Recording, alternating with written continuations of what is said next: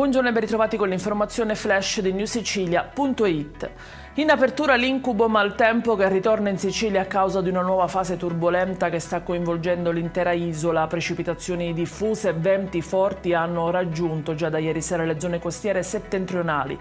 La perturbazione legata a una depressione mediterranea porta con sé piogge temporali e raffiche che renderanno difficile la situazione soprattutto nelle prossime ore. Oggi scuole chiuse a Palermo e Trapani. La Guardia di Finanza di Caltanissetta ha sequestrato circa 200 grammi di sostanze stupefacenti e ha arrestato una persona a Mazzarino. L'uomo era appena uscito da un centro spedizioni con un pacco che a seguito di controllo è risultato contenere 2 involucri di hashish e marijuana.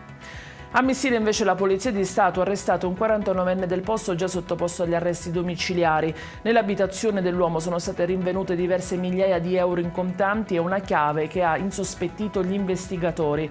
Grazie a quell'intuizione gli agenti infatti sono riusciti a individuare un secondo appartamento protetto da una porta blindata. All'interno vi erano circa 4 kg di cocaina e una pistola calibro .357 Magnum risultata successivamente provento di furto.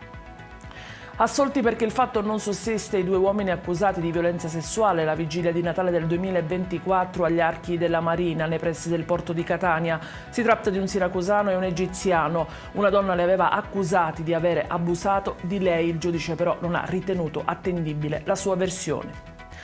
In chiusura è morta a 73 anni la vittima del grave incidente stradale verificatosi nei giorni scorsi a Vittoria, nel Ragusano, sulla strada provinciale 68 in contrada Salmè.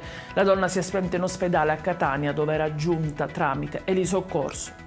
Ed è tutto per questa edizione. Io vi ricordo come sempre di seguire i nostri aggiornamenti su newsicilia.it e sui nostri canali social. Grazie per averci seguito e a stasera con nuovi aggiornamenti.